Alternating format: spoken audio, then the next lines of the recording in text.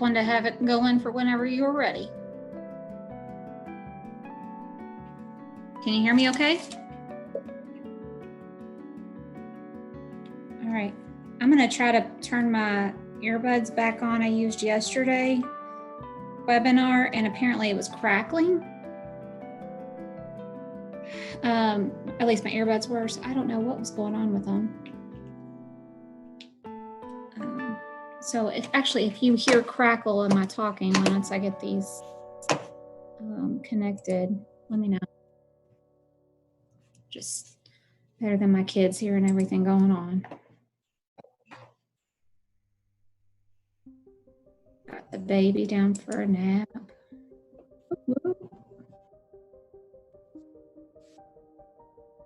That's right. I don't get my full 8 hours in, but I don't know any of us really are. Well, you are, because you can just hone in like that.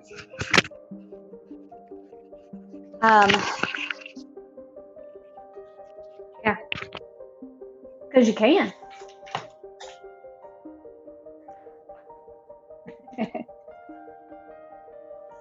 Right. Claim comp time during our quarantine.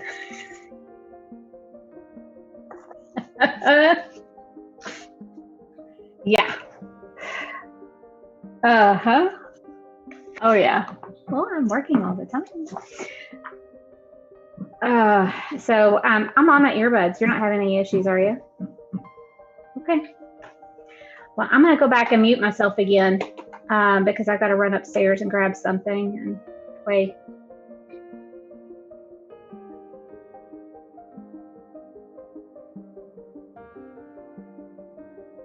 That's fine. That's fine. Okay. That's fine. But if somebody is asking something and I don't step in, please do so that I'm not missing something. Okay.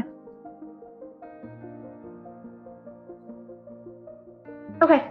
Sounds good. Thank you. Bye.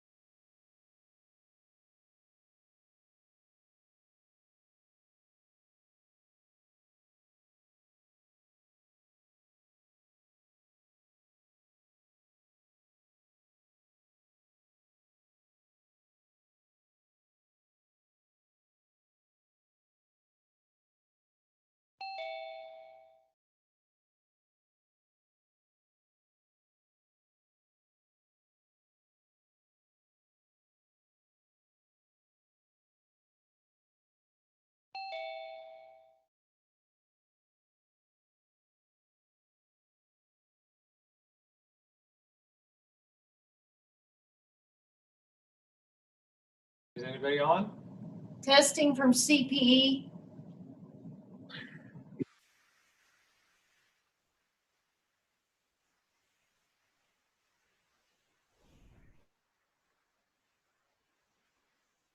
Fantastic, thank you.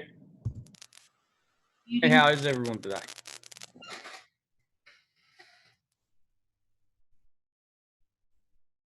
Hey, Grant. Let's see. I can get this fixed. Hey, Susan. I think Lee was wanting all like in-house Zooming to happen in room A instead of in the president's room, just for future. Okay. Just because you can have a better, clear front shot. It's either that or maybe turn, put the, Set up. This was requested by Bill, so we're just. yeah. So maybe for Bill, like he's going to be there, right? Yeah. Maybe move him or move the camera so that it's like directly in front of him. That'll work.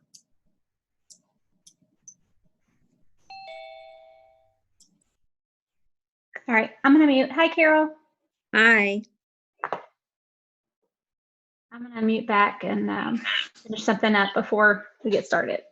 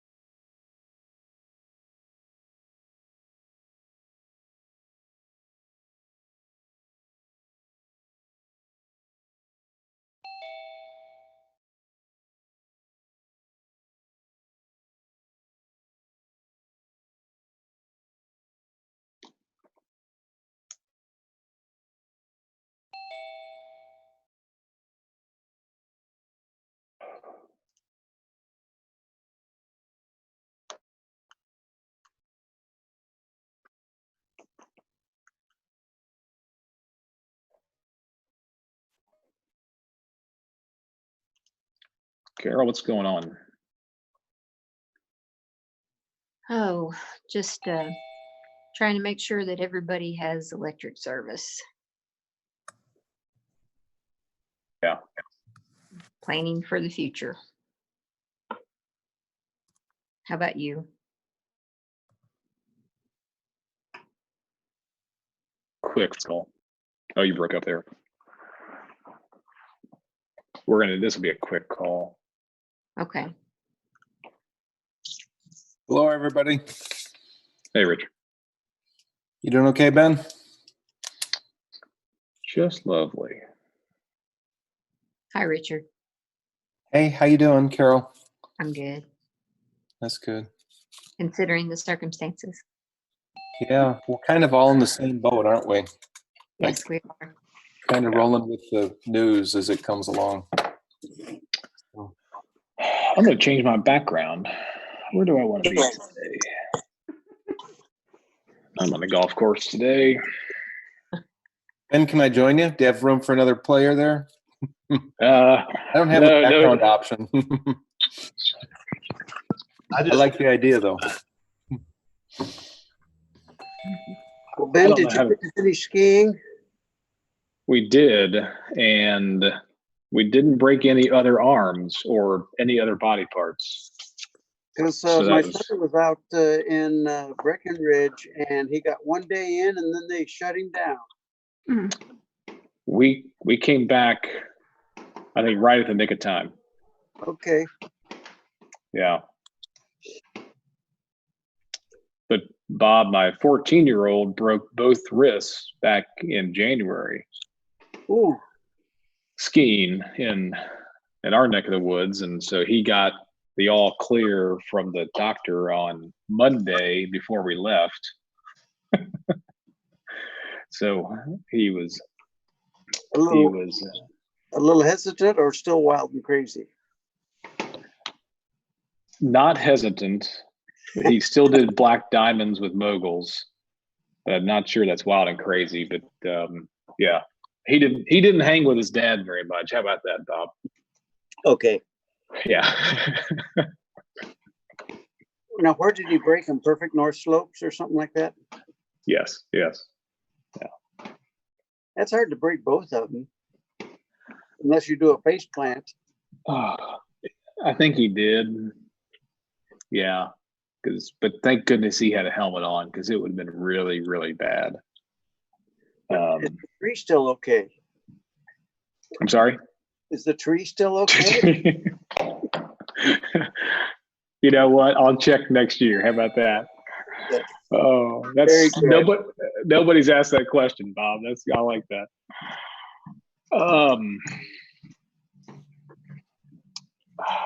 All right. There's Bill. Bill's on mute. There's Aaron. Hey guys, Hello. Aaron, how are you guys? doing well. There we go. Can you hear me now? Yeah. You made Susan, it, Bill. Susan, can you lift his camera up a little bit?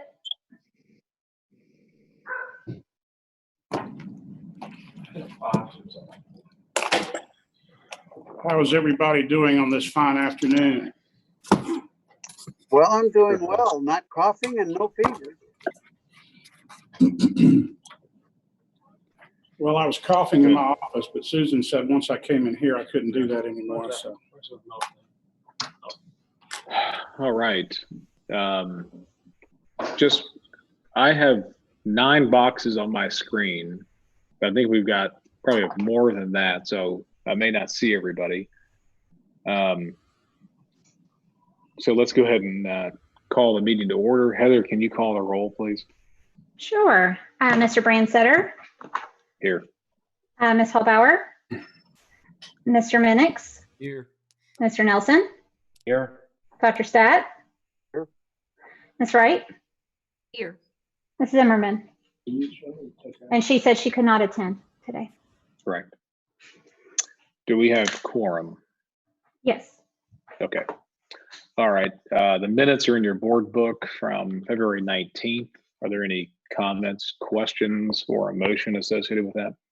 Motion to approve. Second. All right. Any comments? Seeing none, all those in favor of adopting the minutes, say aye. Aye. Aye. All those opposed, motion carries. Minutes are approved. Next item on the agenda is update from the president, Dr. Thompson. Is there anything that you'd like to touch on right now?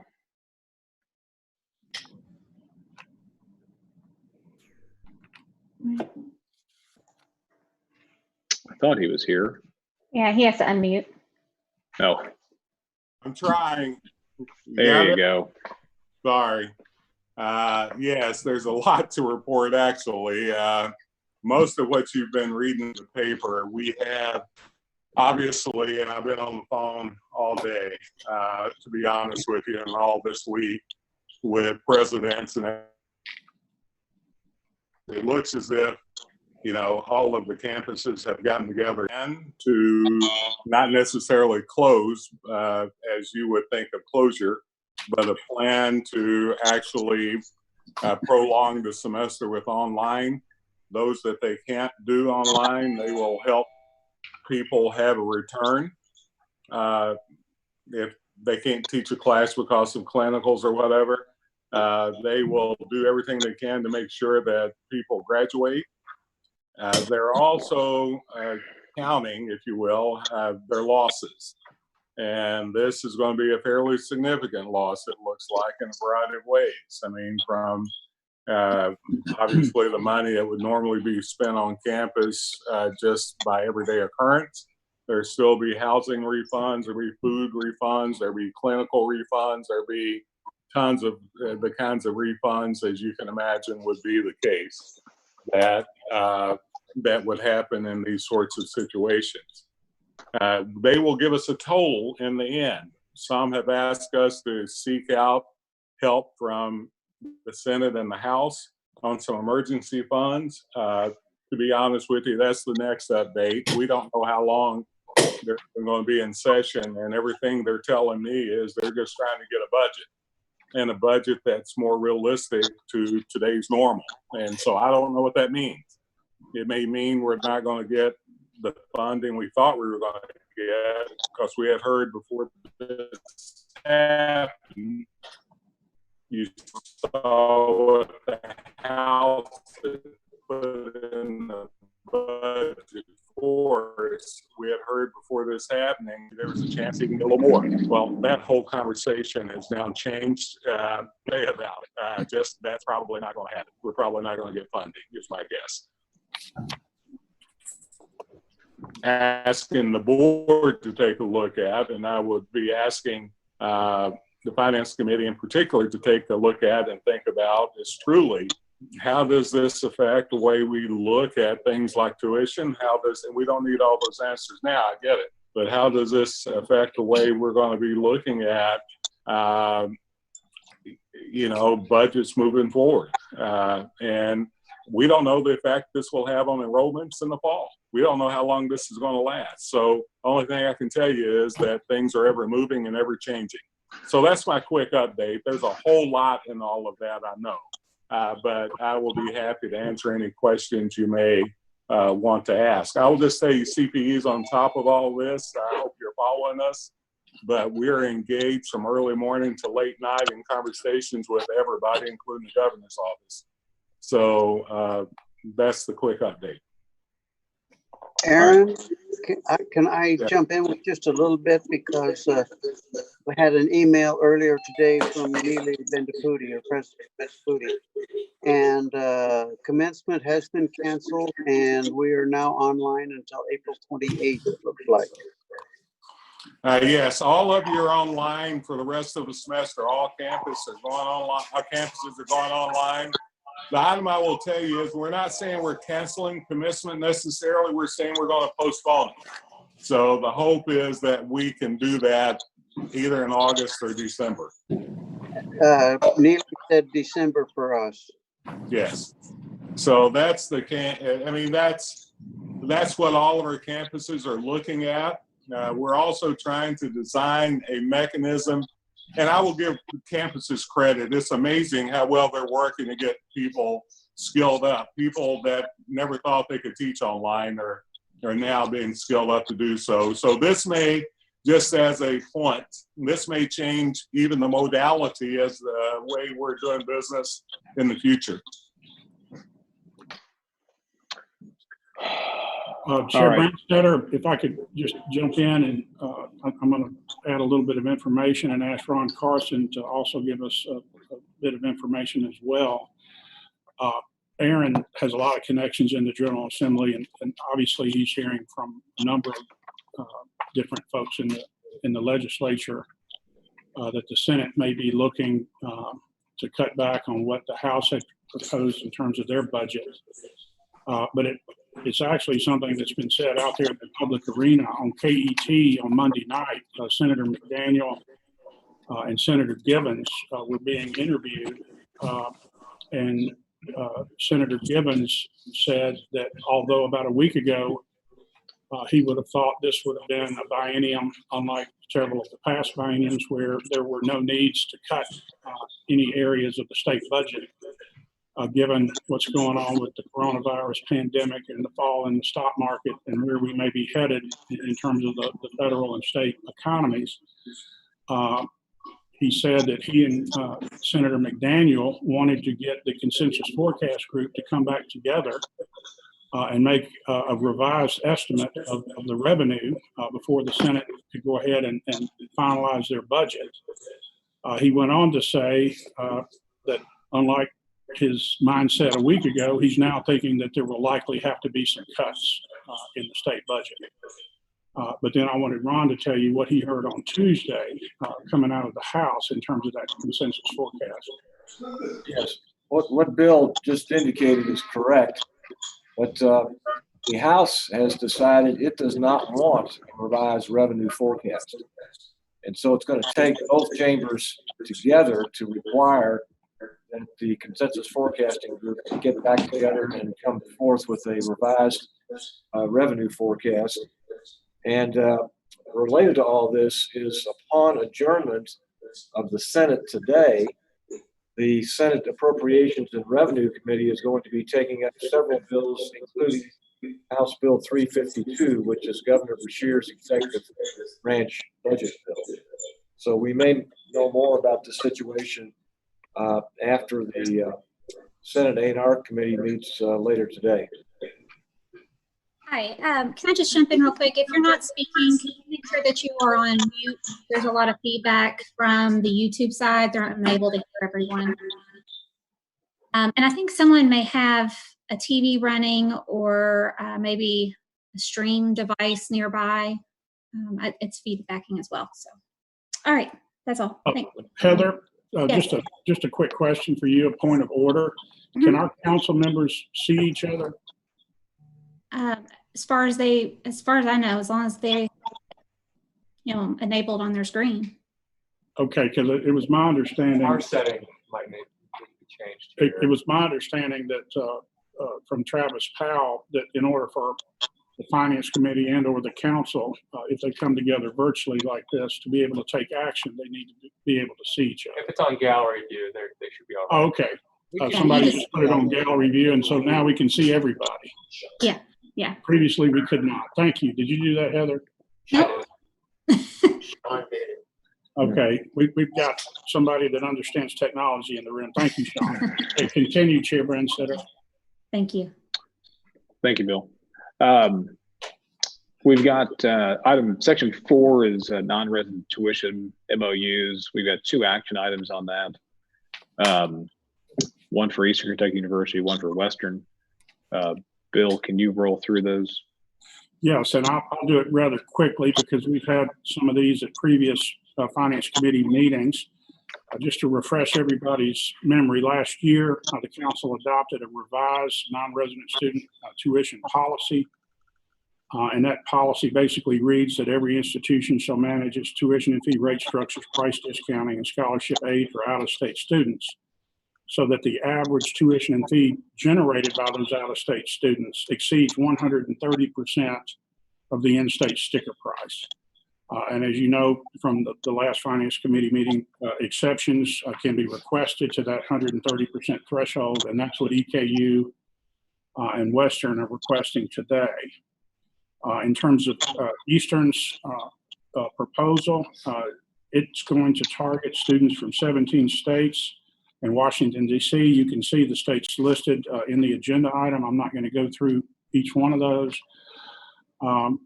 But they basically, in the MOU, they state that students from those states and the District of Columbia may receive a tuition scholarship, that no academically qualified Kentuckians will be displaced as a result of this MOU, and that the university will report annually the results relative to their enrollment management plans. WKU's MOU specifies that the institution will have the flexibility to set tuition for out-of-state students as long as those rates exceed the in-state resident rate. Students will be able to compete for need-based and merit-based scholarships offered by the university and their foundations. And again, no academically qualified Kentucky residents will be displaced as a result of the MOU. You've got copies of the MOUs in your packet. These MOUs have been reviewed by Travis Powell, our general counsel for the agency, and by Greg Rush, and by me and my staff. The structure and the content of those MOUs comply with council policy. Therefore, we recommend that the memorandums of understanding between EKU and the council, and between Western Kentucky University and the council, be endorsed by the Finance Committee so that we can take them before the full council on April 24th for their review and approval. So, and we've actually got some of the representatives from each of those campuses, from Eastern and from Western, that have access to make comments if they'd like. Ryan Green, I see you're on the call. Would you like to make any comments to the council before they take action? I don't have any. Can you hear me? Yes. I don't have any comments unless our VP for Student Success, Tamlee Wasson, who's also on the call, unless she's got any comments to make. I appreciate you guys getting this up here so quick. No comments for me. Thank you. Okay, what about Western Kentucky University? Nothing. We just appreciate the opportunity to do this MOU. Okay. Well, hang on the line. Our Finance Committee members may or may not have questions. So Chair Branstetter, staff recommends that the Finance Committee endorse these MOUs. all right, thank you. Can we have a motion before we start discussion? So moved. Bob, you're on mute. Did he second? I don't Okay, know I how think we managed to get muted, but I did. Okay. is there any we have a motion and a second on this. Is there any further discussion on this topic? I'd like to ask, it's a simple question. It's really relative to all of the MOUs. And how do we know that no Kentuckian will be displaced? What's the mechanism for verifying that no qualified student will be displaced? How is that sounds great and wonderful, but how is it enforced or accounted for? Well, part of it would be through their annual reporting process. And I think all of the Finance Committee members are aware that the number of high school graduates in Kentucky has been on the decline the past 2 or 3 years. And so our institutions do have excess capacity at this point. And so this is a way to fill seats with paying students Okay. without it impacting the in-state students. But I'm going to let a couple of our institutional reps jump in and respond to that question. That's exactly what I would say is, I think it's really a capacity issue. If our classrooms are full, then we may not have the capacity, but obviously that's not the case today. I agree with that. It is a capacity issue.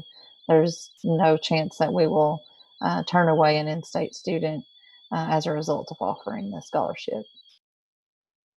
And I assume that it's something that you can track on an annual basis as part of the reporting process. Is that correct? Yes.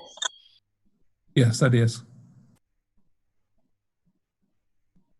Dr. Stapp, does that answer your question? Pretty much, yes. It's just one of those things that we put in. It seems boilerplate, but yet how do you really account for it is my question. And you've answered some of it. It's something that CPE staff will be looking at every year as we get these reports from the institutions that have MOUs. Thank you. Any further questions or comments associated with this? All right, if not, I'll exercise the motion to approve. All those in favor, say aye. Aye. All those opposed? All right, motion carries. Thank you, everybody. Thank you to Western and Eastern for working with CP staff to get this pulled together. Let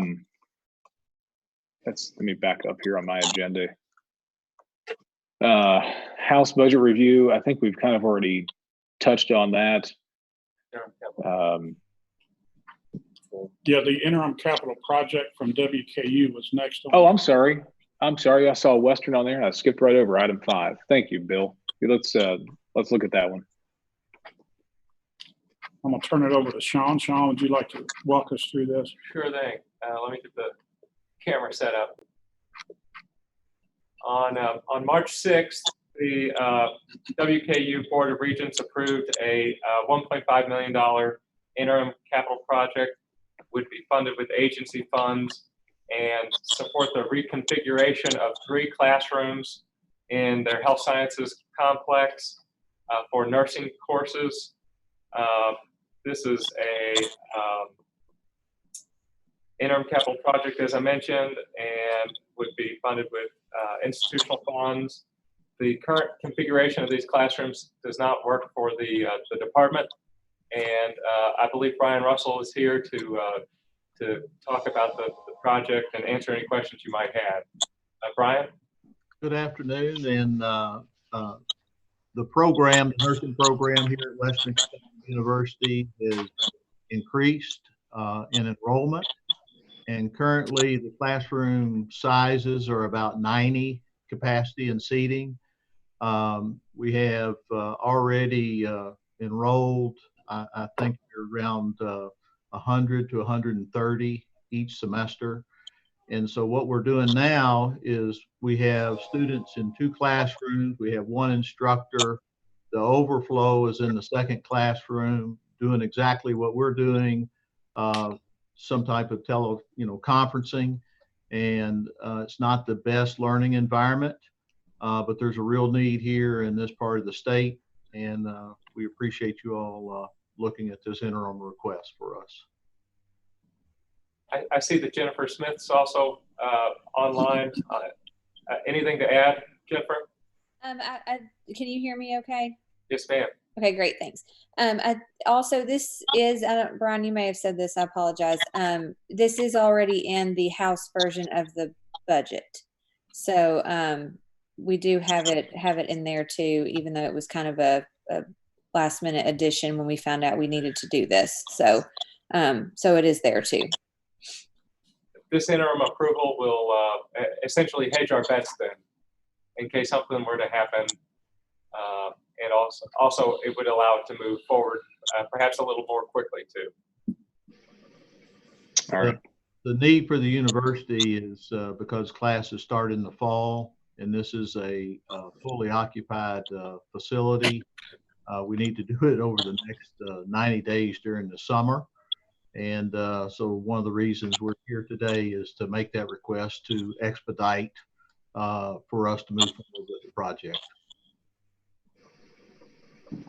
At this point, staff recommends that the Finance Committee endorse this project for $1.5 million in agency funds to move it forward to the full council for approval. All right. Is there a motion on the table associated with this? So moved. So moved. Okay. Go ahead. Second. I'll say second Dr. Stat's motion. All right. Thank you. Any questions, comments, or discussion? None? All right. I'll go ahead and call the motion. All those in favor? Aye. Aye. All right. All those opposed? All right. Very good. Motion carries. Thank you to Western for putting that together. Thank you all for your time and letting us get this through. Appreciate it very much. And special thanks to Sean helping lead us through this process. Yes, thank you very much. Thank you. Now the next item on item 6 is 2020 to 2022 House budget review. I think we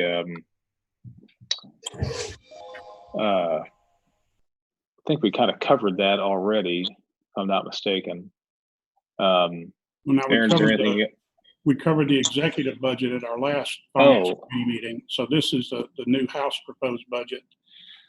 If you'd like, I can just go through the highlights and get through it pretty quickly, or President Thompson can. Bill, yeah, let's just. Bill, you can. Can you guys hear me okay? People are saying you can't. Is that okay? Yeah, can you tilt your camera down just slightly? We can only see the top part of your face. Well, okay, but that's probably not a bad thing for most of you. You know, how about that? Much better, thank you. Good. Bill, I'll let you go through that, but in the end, I'd like to talk a little bit about the pension issues that I'm dealing with as we're speaking. I had to get on another phone call just now to talk about that. So after you finish, Bill, I want to just give you a quick update. Okay, and I'm more or less just going to tell you what's in your packet rather than going through this in any detail. The first page in this section is a summary, a descriptive summary of the House proposed budget, both in terms of operating funds and capital investment. Under the heading of operating funds, there's $20.9 million each year in new funding to offset the cost increases associated with the pension. But that's very misleading when we say new funding, because the institutions, if the House budget were to pass as proposed, the institutions would get hit with a $20.9 million cost increase and would be provided the $20.9 million to help offset it. So it would essentially be a wash.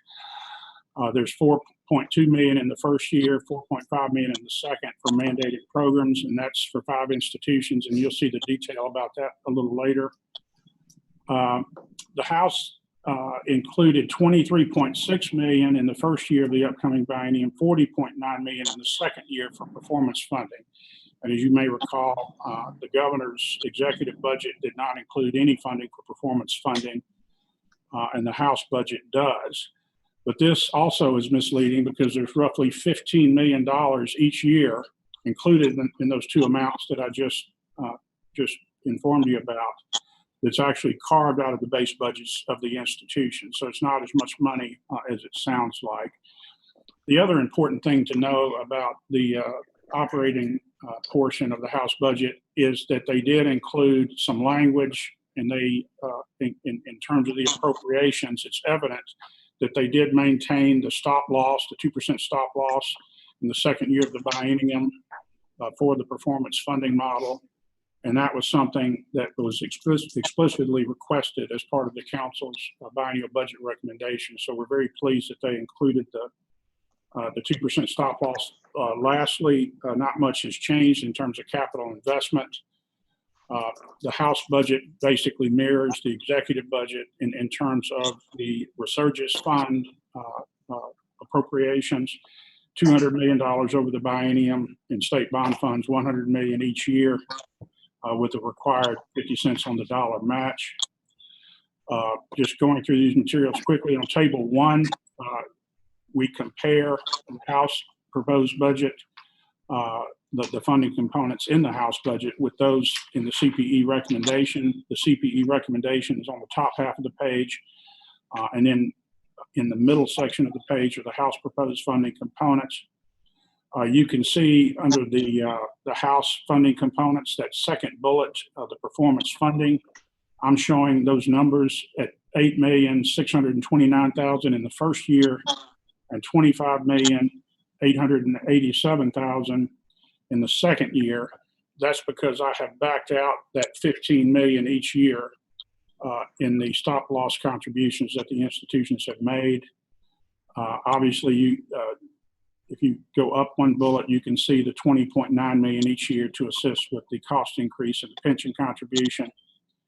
Listed under mandated programs, there are the 5 institutions and their mandated programs that received additional funding over and above what might already be in their base for mandated programs. Lastly, you can see the capital investment portion, the post-secondary education post-secondary education resurgence fund. $100 million each year, the biennium. There was an additional capital project for the University of Kentucky to improve the Sanders Brown Center on Aging. That's a $28 million project, and the debt service is $2,307,000, and that was in the direct appropriation for the University of Kentucky in the second year of the biennium. So again, that's the 10,000 foot level of the House budget. Table 2, I'm not going to go through a lot of detail on table 2. I'm not going to go through this. The 2 things I want to point out in column G, the LRC budget review and the House backed out the quasi pension adjustment.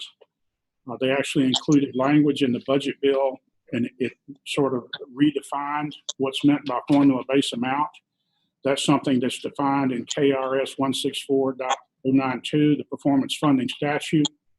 They notwithstanded that statute, and then they said, notwithstanding that statute, we're going to deduct those pension funds from the funding model in order to calculate the formula base, which you can see in column H. And then lastly, if you multiply -2% times the formula base, column I, those are the calculated stop loss contributions. And so each year of the upcoming biennium, if the House budget were enacted as proposed, $14,985,800 would be carved out of the base budgets of our post-secondary institutions in each of those years. So that's how that stop loss contribution was calculated. Moving on to table 3. Again, a lot of detail on this table. I'm not going to go through it other than to say this is a crosswalk from the current year to the total appropriations in both the first year and the second year of the upcoming biennium under the House proposed budget. The upper half of the page is the first year, fiscal year 2020-21. The bottom half of the page is fiscal year 2021-22. And it's basically showing you how do you get from the current year appropriation to the appropriation levels that were included in the budget bill. And it's a combination of adding in the House proposed new funding. You can see the funding to assist with KERS increases at $20.9 million. You can see the added funding for mandated programs, the $4.2 million. And then under the 2 columns under the heading of base adjustments, you can see that they back out the $14.9 million, almost $15 million for the stop loss contribution, and they backed out debt service. And so that's how you get from the current year appropriation numbers to those appropriation numbers in the House budget. I'm not going to go over this next table much at all. This is just included so you can see what the current year, and this is table 4, by the way. In the current year, the 2019-20, you can see what the mandated program funding amounts were, and then you can see what the funding amounts are for mandated program in the House budget each year of the upcoming biennium, and then the dollar difference. And you can see those 5 institutions, of course, that are receiving increases in funding for their mandated programs. Eastern Kentucky University, for their model laboratory school, is receiving the lion's share of the new funding at $2.5 million each year of the upcoming biennium. Table 5 is the proposed post-secondary education resurgence fund that was included in the House budget. And again, this is identical to what was in the executive budget that the governor proposed. The upper half of the page shows the authorized bond funds and how those would be allocated to each institution, $100 million in each year. And then it shows the biennial totals that would be allocated by institution. And then the bottom half of the page shows the required 50 cents on the state dollar match. And in the budget bill, those dollars were all shown in the first year of the upcoming biennium. And then over to the bottom right-hand side of the page, you can see the fund source. The General Assembly and the State Budget Office requested that each institution identify how they were going to meet the match, whether it be agency bonds or restricted funds. And so that's included in the budget bill as well. And so very quickly, that's an overview of what's going on with the House budget. And President Thompson, I believe you wanted to make some comments on the pension. And if anyone has any questions about the House budget, I'd be happy to answer those. Yeah, Bill, just a couple of things. I got some notice from the House that we should be talking to the Senate about the 2 pension bills that are in front of the Senate now, HB 171 and which would normalize the contribution, employer contribution. I think there's been a little Senate pushback. Not sure yet what it's going to look like getting approved, but the House has asked us to, help the Senate to understand the value of that to us. The second thing is the TRS bill, which looks okay. I just got off the phone with a couple of presidents to talk about that. Bottom line, this is important to us, Finance Committee, because this may be the only dollars, if you will, that's given to us. And this is really not dollars given to us. It's just money that wouldn't be cut from us.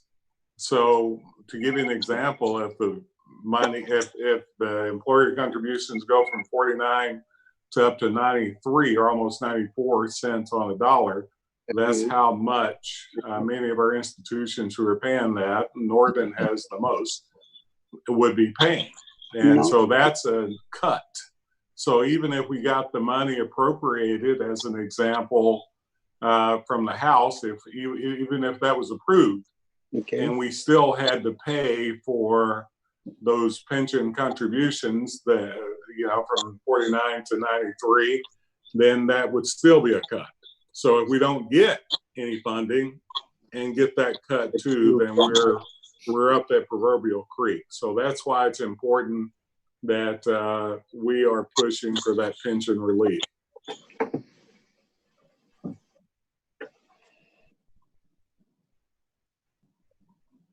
All right. I think there's a lot going on right now and a lot of moving pieces on this whole thing. And everybody's got their the information in the board book. Bill, I know we've got our tuition and mandatory fee setting schedule here. Are there any immediate actions that we need to take at this point in time on this? Not on the tuition and fee setting, no. Okay. You know what? I'm sorry. I skipped over the Resurgence Fund guidelines also. Well, I'm kind of. And performance funding as well. Yeah, I guess I kind of see all the stuff. Everything is getting blended into one at this point in time with the budget. Are there any components in here? I think we've got a couple hypothetical things that we're looking at. Frankly, with where things are this week, I'm not even sure these hypothetical scenarios are how real they are. So, are there anything that was hypothetical is even more hypothetical now than ever? I'm not even sure I would do anything. Yeah.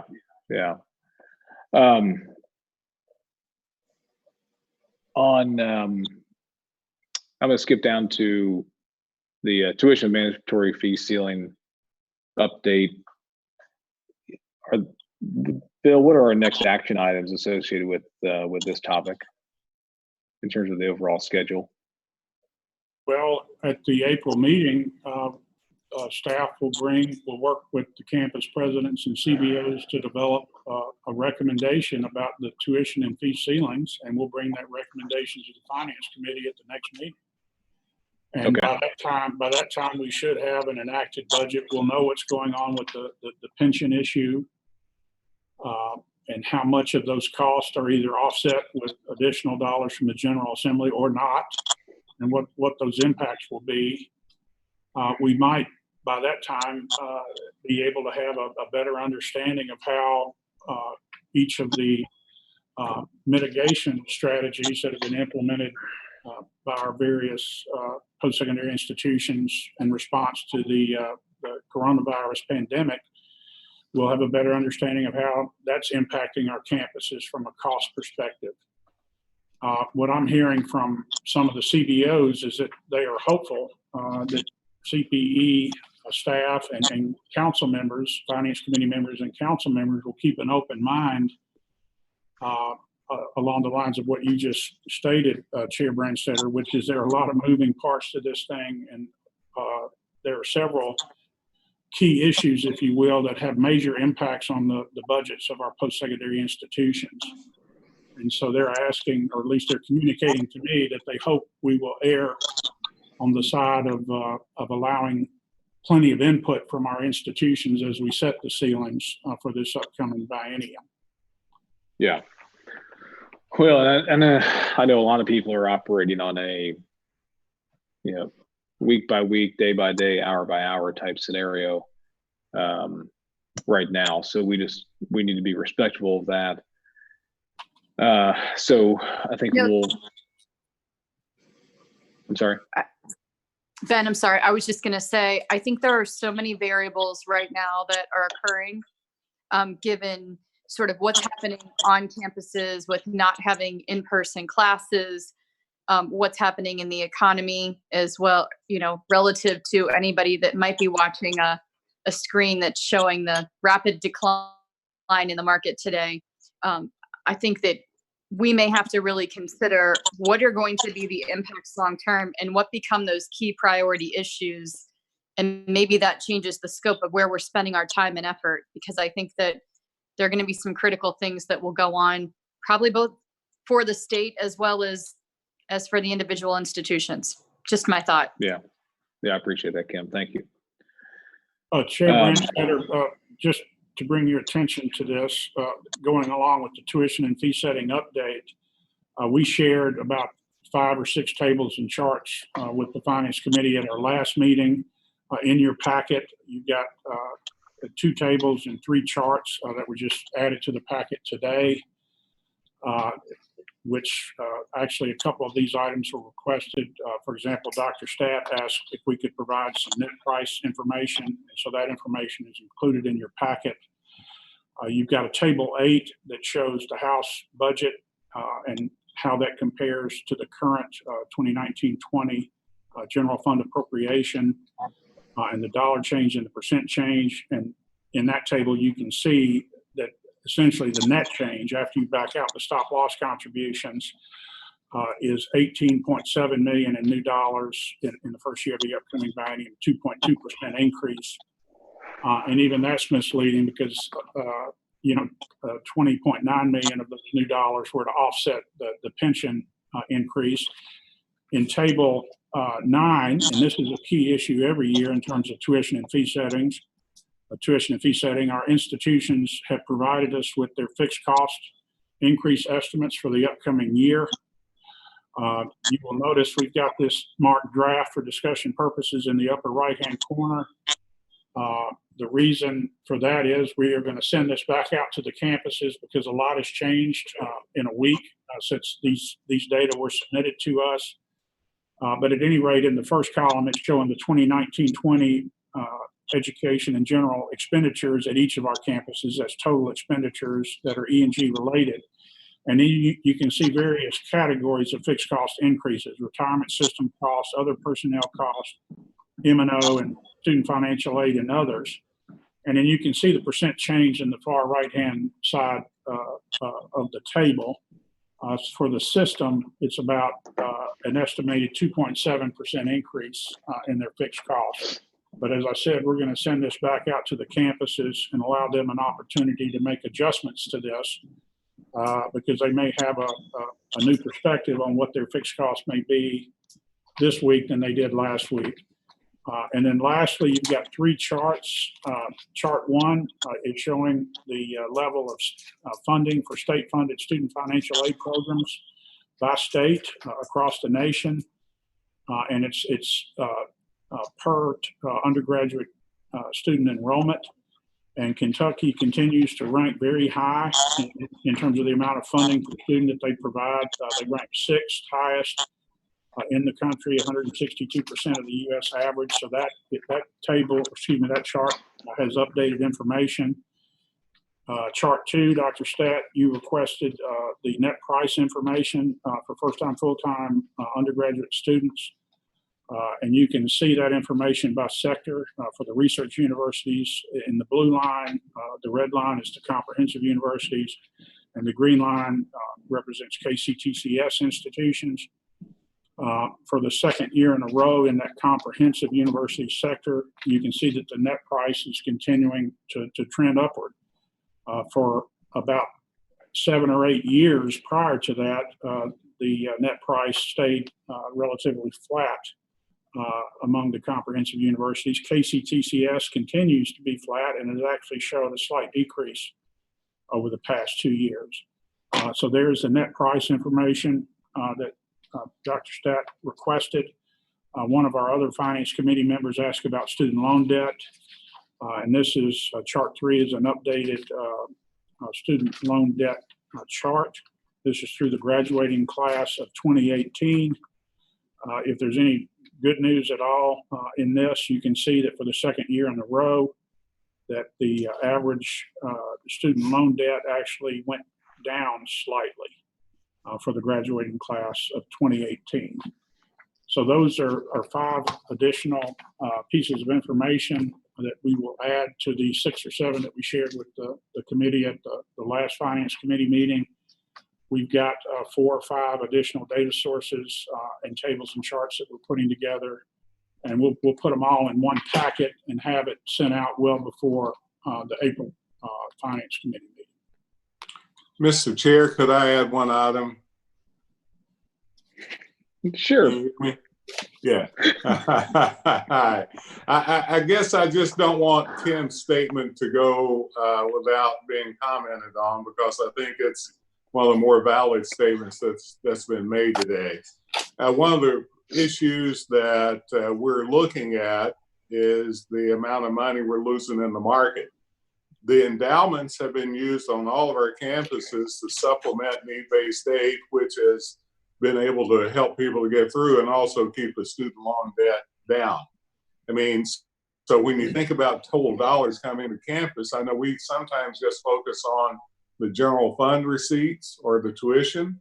I mean, but that's not all the dollars. So the one pot that many of our campuses are using, if you look at the market every day, it's been depleted fast. So I just wanted to point out there's a lot of moving variables here, and the finance committee, I think, needs to be at least in tune with all of those as we think about policies. So I just wanted to add that to Kim's statement. All right, thank you, Aaron. Online tuition discussion is we've been provided an update on that over the course of the last couple of meetings. Bill has been working with the campuses to continue to pull that information together. If you'll know, there's not information in the board book today, so we're not going to touch on that topic today, but there is still movement on that, and hopefully the April meeting we'll have some follow up. But given where we are now, I'm not going to guarantee anything at this point in time. Bill, is there anything else that you'd like to add to that topic? No, Chair Branstetter, you hit the nail right on the head. We've got some of our institutions that are gathering some information that they would like included in that draft report that we shared at the last finance committee meeting. Me and my staff are doing some additional research, looking at what national or regional surveys have to say about cost differentials for online programs. And so we want to try to pull all of that information together and get that out to the finance committee before our next meeting. And so it does make sense at this time to postpone any discussion of that until we've got the additional information that we're in the process of collecting. I will point out to you that you skipped item number 7. Let me get my glasses on. Oh. Yep. 7, we've got some draft resurgence fund guidelines in your packet. I'm sorry. And this is something you will be taking action on or endorsing at the April meeting. And I'll let Sean and Sharon step in here and tell you a little bit about those guidelines. Actually, Bill, can I get back just a little bit to the online tuition issue before we jump? And that is, haven't heard of it, but I wouldn't be surprised if we don't have some student pushback now on the tuition for online, since all courses are now going online. There may be some issues there with the students, and that they're paid extra for some onlines, others are getting online without paying. It could be, I'm just saying that that might be just a call for an alert. That's the extent of it. Yeah, Dr. Stat, you are correct, and I think if we thought that topic was going to be complicated 3 months ago, I think it gets even more complicated now. Yes. So, yeah, I'm going to throw up my hands on that one. Well, and I don't need any action or anything. I'm just bringing it to your attention. Yeah. Yeah. Is it this or this or yeah? I'm not sure right now. Okay. No, but I'm sorry. Are you signaling a touchdown? Yeah, that was this, or it's I don't know. Okay. You look like touchdown Jesus there, Chair Branstad. Okay. Yeah. All right. Resurgence Fund. Thank you, Bill. I apologize for skipping that one too. All right. I've made him a Notre Dame fan after all.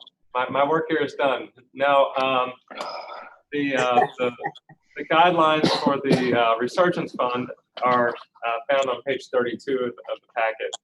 And we've shared these guidelines, these draft guidelines, with the institutions at our last CBO meeting. I believe they have some suggestions for changes, so we'll try to incorporate them as well.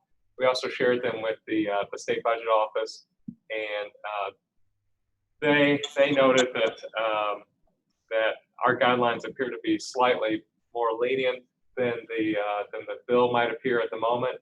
And so we're working with them to see how lenient they think they can be in this process. But our guidelines start with the budget bill language as it appears in the House version of the budget, and then the proposed implementation guidelines. I guess I'll draw your attention to number 4 there. We believe that any kind of funding that's authorized for the institutions to use should be able to be counted as a match. And then also we believe that the guidelines should allow for a whole project to be counted as a match towards another project twice its size. And so that's a point of discussion with the state budget office. The House bill language talks about each project having a component of institutional funds. And we think that it could be interpreted to be that the funds as a whole have to be matched. It's kind of 6 and 1/2 dozen of another, in our opinion, but we're just trying to figure that out.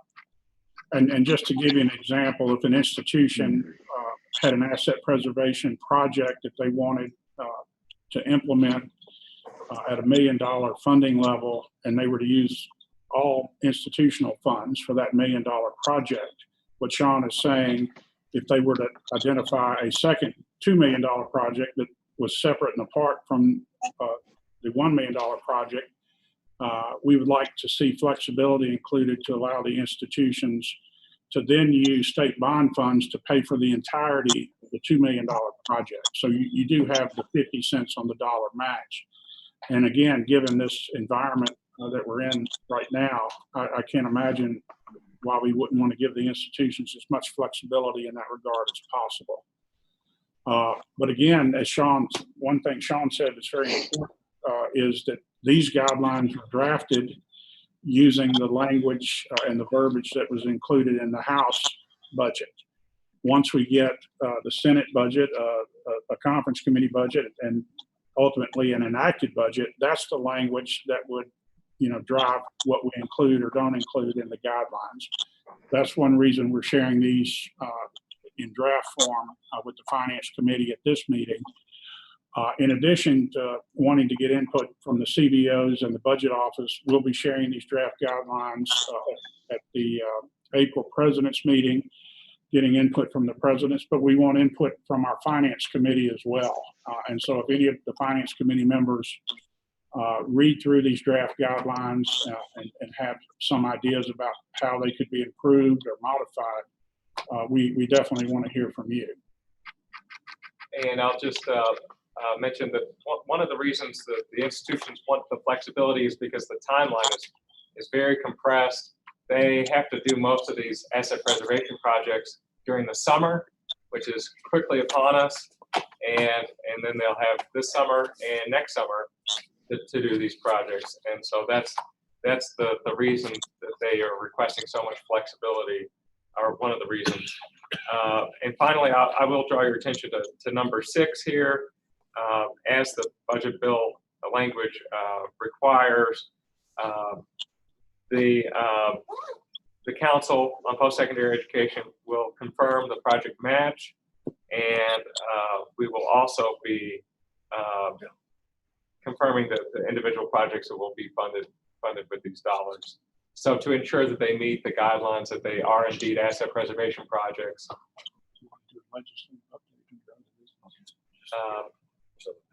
Any questions about the draft guidelines at this point? No. I'd like to thank Ron Jackson for helping in a big way with getting these together. All right. Bill, did I skip over anything else? No, but under other business, Ron Carson has asked to be able to make you all aware of something. Yes, I don't know how many of you all are following this, but every night at 5 p.m., Governor Beshear goes on statewide television, or at least the commercial TV stations in Lexington and Louisville, and gives an update on the whole situation that we've gotten now. And last night, and President Thompson may have more updated information on this, the governor said that the General Assembly has only 2 options: pass a budget quickly and go home, or go ahead and adjourn. And he indicated if they chose the latter, he would call them back in a special session to eventually pass the budget. So that was what was said a little less than 24 hours ago. And I don't know if there's anything that's changed, President Thompson, since that time. Not as of this morning. I was told that the General Assembly is going to keep moving forward, trying to get something done. The governor is clearly still with the same mindset, Ron. Yes. All right. Chair All right, guys. That's all I had. So I'll turn it back over to you. Well, I think we've exhausted our agenda. Our next meeting is on April 20th. Heather, refresh my memory on our next council meeting date. Sorry about that. I've had myself muted. So we have, it's April 26th, April 25th Okay. and 24th. Currently being held at Moorhead. However, we're going to look at that again in a couple weeks to see what's going on. Yeah. Okay. All right. Very well. Finance committee is April 20. So that gives you time Correct. to do the review prior. Yeah. Okay. All right, everybody. Thanks for taking the time today. Chair Brandstetter, Yes, good, Carol. I just want to make mention, since our CPE full board meeting is at the end of April, we have a travel restriction through the end of April. So if there is a meeting, if it's not virtual, then I cannot be in attendance. Okay. Yeah. Carol, I think that's going to be on a day by day. Yeah. If I would love to know what the end of April looks like right now. Yeah. Carol, Okay. is your travel restriction just for your company? Or are you talking about the state that I'm just not aware of? It's just for my company, all of our employees, including myself. Okay. I wanted to make sure I wasn't missing. Thank you. All right. Okay. All right. Thank you, everybody. We'll talk to you soon. Appreciate it. All right. Bye-bye. Thanks. Thank you. See you guys. Bye. Hi.